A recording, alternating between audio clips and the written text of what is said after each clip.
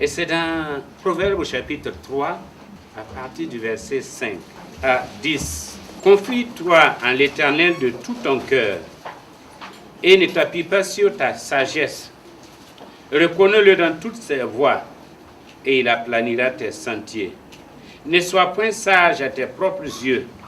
Crains l'Éternel et détourne-toi du mal, car ce sera la santé pour tes muscles et un rafraîchissement pour tes os. Honore l'Éternel avec tes biens et avec les prémices de tout ton revenu. Alors tes greniers seront remplis d'abondance et tes cuves regorgeront de mots. Amen. Que Dieu bénisse la lecture de sa parole. Veuillez vous asseoir. Le titre, c'est « Comment faire confiance au Seigneur ». Comment faire confiance au Seigneur. Avant d'abonder, je vais vous raconter une histoire, une petite histoire. Je ne sais pas si M. Bansi était là quand le Nigérien nous l'a raconté. Il y a un couple qui est sorti, qui voyageait et qui devait traverser une forêt. Et puis au beau milieu de la forêt, il y a des coupeurs de route qui ont arrêté le couple. Non seulement pour les déposséder de ce qu'ils avaient, mais certainement aussi pour, en tout cas, les brimer, sinon les tuer. Alors l'homme s'est mis à trembler. Alors la femme était derrière. L'homme s'est mis à trembler de tout son corps. Et la femme ne tremblait pas. La femme réfléchissait. Et à un moment donné, elle a trouvé la solution. Elle dit à son mari, tremble, tremble. C'est comme ça que ton wak là te fait. Tremble, tremble. Parce qu'il y a 2 ans, tu as tremblé et tu as tué 4 personnes. Il y a un an de cela, tu as tremblé, tu as tué 6 personnes. Alors tremble. Alors, quand les coupeurs de route ont vu ça, ils ont cru qu'effectivement c'était son gris-gris, quoi. Ils ont pris la fuite. Et puis l'homme qui revient à sa femme qui dit, chérie, comment tu as connu mon secret?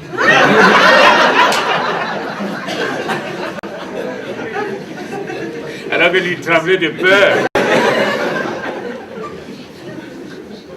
Comme quoi les femmes sont plus ingénieuses que nous. Elles peuvent trouver des solutions idoines. Comment faire confiance au Seigneur? La confiance est un élément indispensable dans la vie et surtout dans les relations humaines. Sans confiance, eh bien, il n'y a pas de réalisation puisque on ne peut rien faire ensemble. On entend souvent dire « fais-moi confiance ». Si les hommes peuvent le dire et le demander de leurs semblables, à combien plus forte raison Dieu doit-il l'exiger de ses enfants? Et surtout dans ses relations avec ses enfants. Mais comment lui faire confiance? En un mot, comment avoir foi en lui? La confiance est une marque d'amour. Faire confiance, c'est aimer et vice-versa. Mais puisque nous parlons de foi, soulignons qu'il y a 3 dimensions de la foi. Je parle de 3 dimensions de la foi qui nous sont dépeintes par 3 mots pas italiens, latins. Il y a ce qu'on appelle la foi assensus, qui est l'assentiment. Dans Matthieu chapitre 9, verset 22, nous trouvons ce genre de foi. C'est l'engagement du chrétien qui croit et qui fait croître sa foi. Il y a un effort personnel, il y a une recherche personnelle. C'est quelqu'un qui peut, qui lit, qui cherche et qui veut que sa foi grandisse. C'est pourquoi il peut parler de sa foi. Le chrétien, des fois nous parlons de ma foi. Ma foi est grande ou ma foi est petite. Ma foi est souffrante. Ma foi est chancelante. parce que c'est, disons, c'est une recherche personnelle, c'est un effort personnel. Soit par la lecture de la parole de Dieu, soit par la prière, ou bien les livres que nous lisons, les cassettes que nous écoutons, histoire de faire grandir notre foi. Romains 1:8 parle de cette dimension de la foi. La deuxième dimension, c'est ce qu'on a appelé le fidelitas. Fidelitas. Hébreux 11:24, c'est la foi à l'œuvre. C'est la foi qui s'exprime en dehors. C'est la foi qui passe à l'œuvre. C'est la foi qui non seulement a été vécue dans le privé, mais s'exprime dans le public pour que les gens puissent voir. C'est l'engagement responsable du chrétien, aussi bien en public qu'en privé. Jacques 1, 18 à 20. Et puis, troisièmement, il y a ce qu'on appelle le fiducia. Fiducia, qui est l'assurance personnelle du chrétien, qui sait que son Dieu est digne de confiance. Et il se souvient de la fidélité de Dieu transmise par les récits bibliques. La fidélité de Dieu transmise par les récits bibliques. Le psaume 23 est un exemple de ce genre de foi. L'Éternel est mon berger, je ne manquerai de rien. Parce que c'est une assurance personnelle que Dieu est digne de confiance. Notre réflexion va porter sur la dernière dimension de la foi ou de la confiance en Dieu. Parce que quand on parle foi, confiance, c'est la même différence. Parce que ça traduit la même chose. Alors, comment faire confiance en Dieu? Il faut faire confiance en Dieu dans toutes choses. Le verset 6 le dit, reconnais-le dans toutes tes voies. Faire confiance en Dieu dans toutes choses. Quand le chrétien ne met pas sa confiance en Dieu dans toutes choses, cette indépendance l'amène à passer à côté de la bénédiction de Dieu. Il faut reconnaître Dieu dans toutes choses. Et il faut faire confiance en lui dans toutes choses. Autrement dit, nous avons tendance à donner une partie de notre vie à Dieu et puis réserver une partie à nous-mêmes. En se disant, si ça ne marche pas ici, ici ça marchera. Je vous racontais l'histoire de l'homme qui est parti pour prendre l'Eucharistie dans l'église catholique. Et le prêtre a remarqué qu'il y avait la croix, mais il y avait à côté aussi marbre, je ne sais pas comment on a traduit ça, des amulettes. Et le prêtre a dit, ah, là, bazar là, marbre, marbre sont de pique. Mon père, marbre sont de pique. C'est au cas où ça ne marche pas, que ça là, on puisse faire le cours à cette deuxième solution. Faire confiance au Seigneur nous apporte aide et direction. Le psaume 37, verset 40 nous dit, « Le Seigneur les aidera parce qu'ils lui font confiance. » Le Seigneur les aidera parce qu'ils lui font confiance. Donc, faisons confiance au Seigneur dans toutes choses. Nous sommes appelés aussi à faire confiance au Seigneur pour toutes choses. Non seulement dans toutes choses, mais pour toutes choses. Pour nos besoins, pour les besoins des autres. Nous sommes appelés à faire confiance au Seigneur pour toutes choses. Le psaume 37, verset 3, nous dit « Confie-toi à l'Éternel et fais le bien, et tu seras nourri. Confie-toi à l'Éternel, fais le bien et tu seras nourri. Si nous faisons confiance au Seigneur pour toutes choses, alors le Seigneur lui-même nous surprendra par la manifestation de sa puissance et par la capacité de ses dons. Si nous faisons confiance au Seigneur pour nos besoins, le Seigneur prendra soin de nous. C'est pourquoi Jésus l'a dit, cherchez premièrement le royaume et la justice de Dieu, et tout le reste vous sera donné de surcroît. Si nous voulons faire le bilan, si chacun de nous veut s'asseoir ce matin-là faire le bilan, et d'une façon comparative, vous voyez ce que vous étiez au village, là où chacun de nous est né, à part ceux qui ont eu la chance de naître à Ouaga. Mais la plupart d'entre nous, nous sommes nés dans les villages. Vous avez des gens qui sont là-bas, vos compagnons de jeu, qui sont là-bas, qu'est-ce qu'ils sont devenus? Quand vous les voyez, on dirait que c'est les anciens du jour. Tellement ils ont vieilli, il n'y a plus de dents.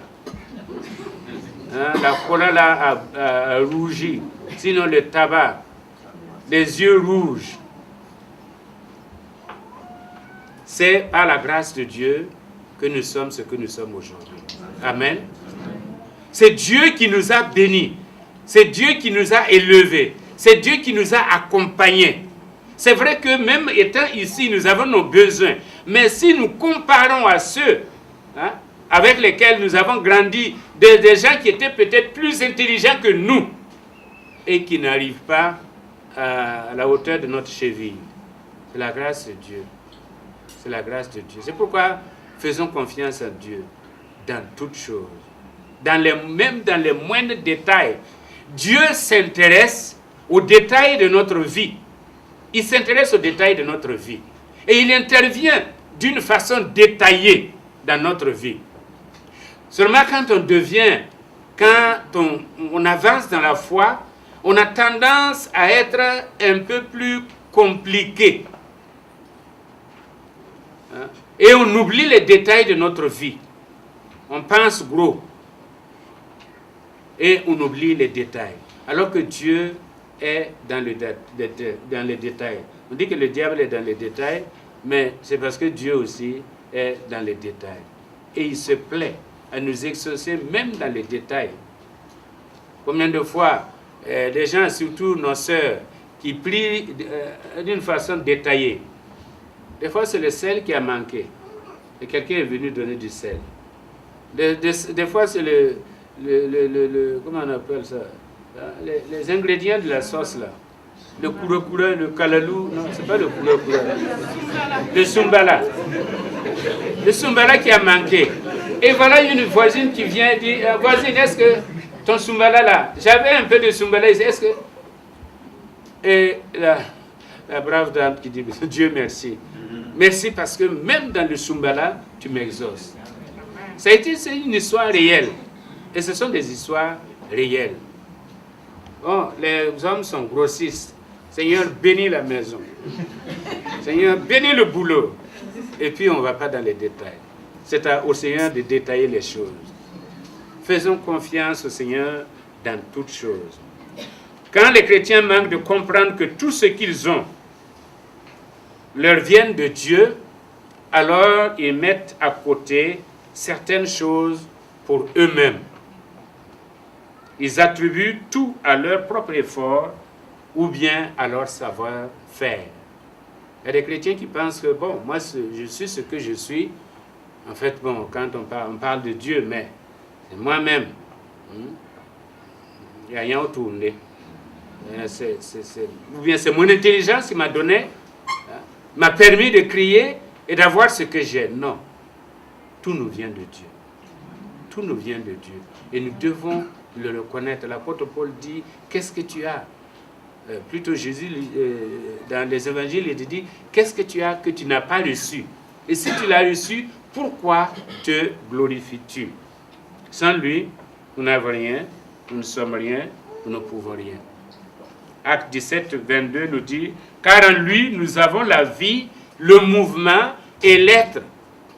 En lui, nous avons le mouvement, nous avons la vie, le mouvement et l'être. Nous avons tout en lui. S'il nous donne la vie, s'il nous donne le mouvement, s'il nous donne l'être, eh bien, c'est parce qu'il veille sur nous et tout nous vient de lui. Autrement dit, nous ne pouvons absolument rien avoir de nous-mêmes. Dieu pourvoit aux besoins de celui qui croit. Troisièmement, faire confiance au Seigneur avec toutes choses. Faire confiance au Seigneur avec toutes choses. Matthieu 6, 21 nous dit, là où est ton trésor, là sera ton cœur.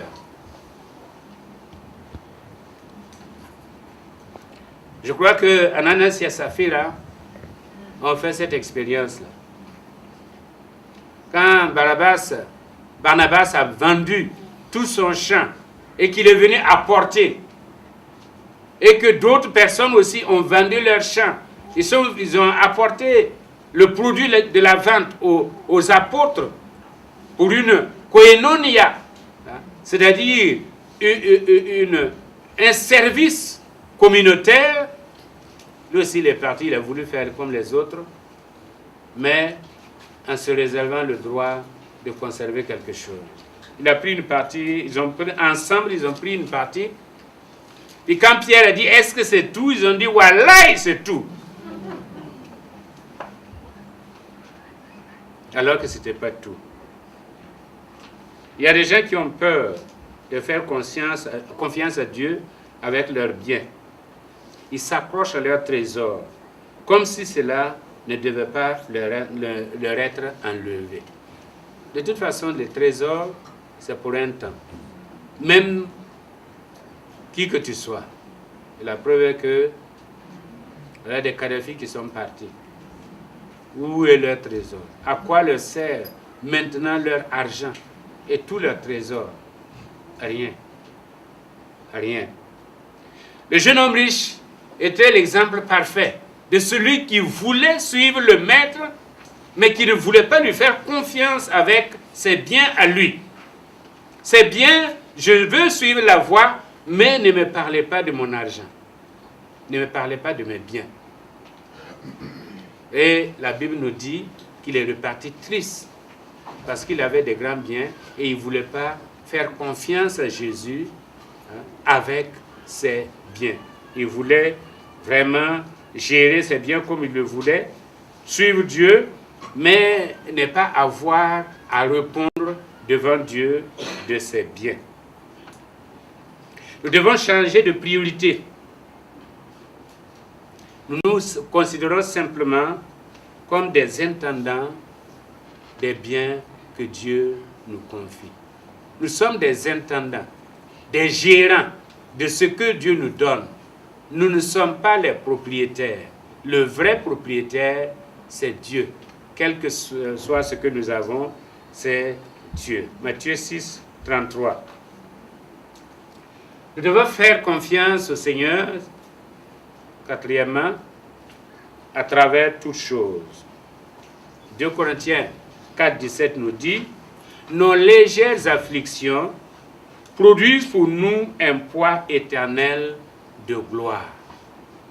Faire confiance au Seigneur à travers toutes choses. Certaines personnes sont prêtes à faire confiance au Seigneur quand tout va bien. Mais dans les difficultés, ils ont recours à autre chose. C'est pourquoi Achille Mbembe, dans son livre Afrique indocile, disait « Le matin à l'église, le soir chez le sorcier ».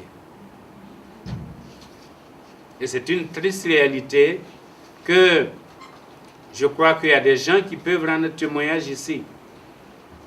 Qu'avant votre conversion, vous avez rencontré certaines personnes, certains chrétiens dans certains lieux.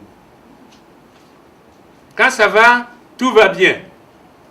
Mais dès qu'il y a un moindre problème, alors c'est eux aussi qui se retrouvent avec les non-convertis cherchant les mêmes moyens de résoudre les quelques problèmes que nous avons.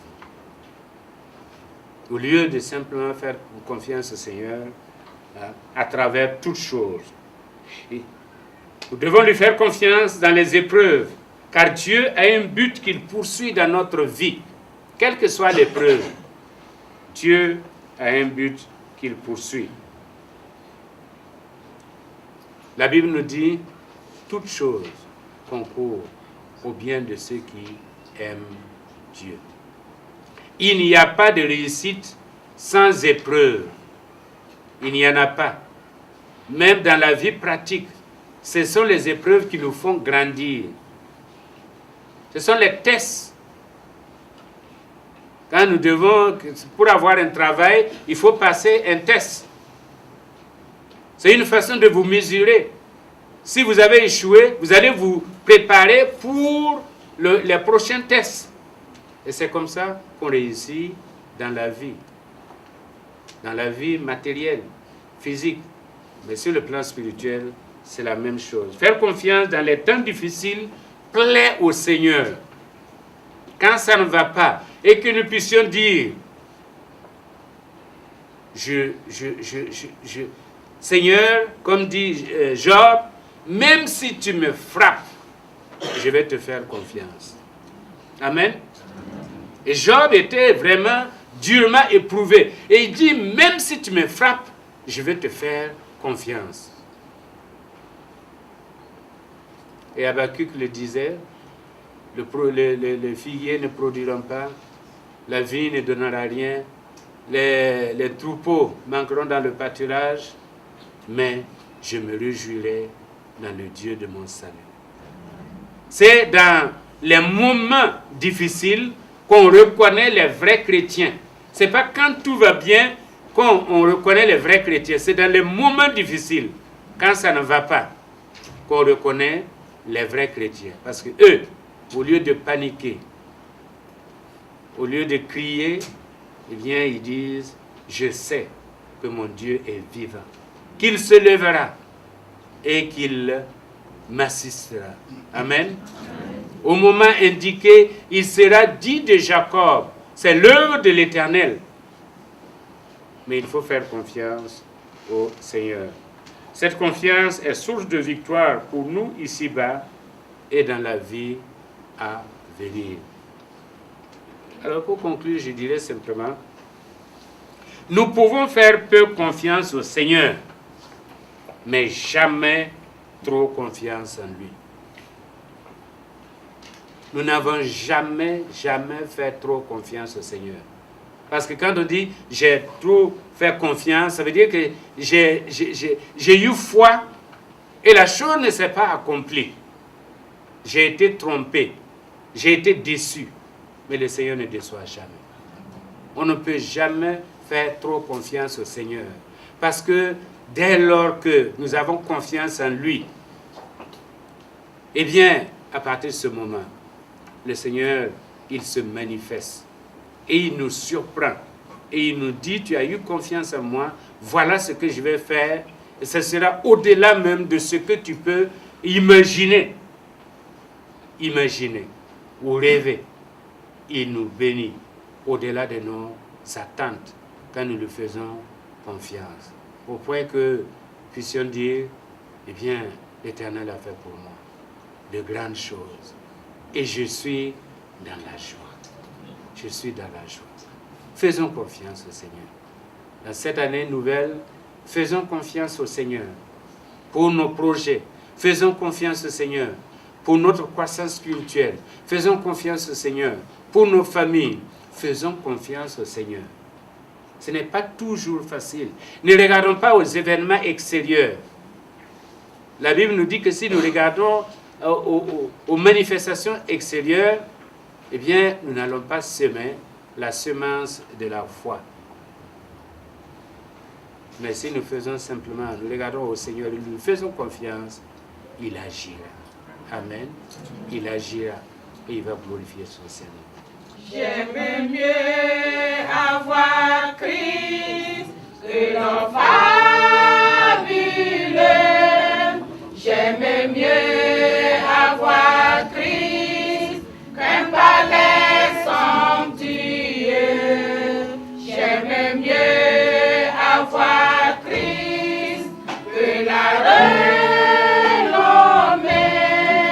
J'aime mieux qu'il me guide par sa main percée que d'être un grand roi vêtu de fêlin, mais le cœur désert sans lui.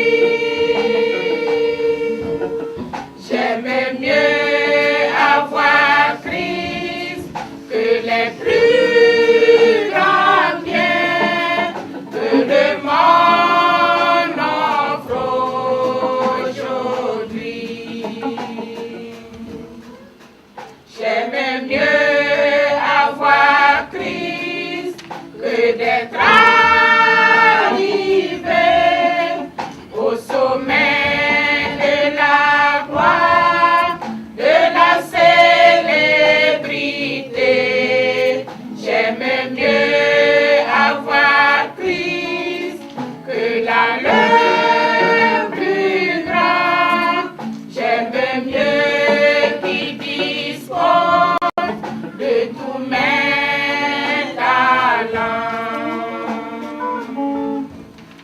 que d'être un grand roi vêtu de fêlin, mais le cœur désert sans lui. J'aime mieux avoir Christ que les plus grands biens que le monde offre aujourd'hui. Mon Jésus est plus noble que le lys royal, bien plus doux qu'un rayon de soleil matinal. Il réchauffe mon cœur et le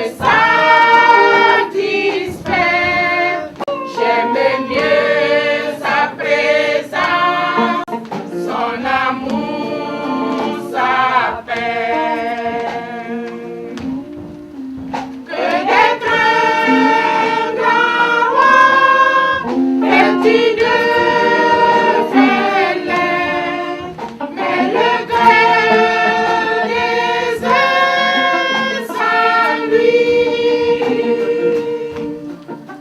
J'aime mieux avoir Christ que les plus grands biens que le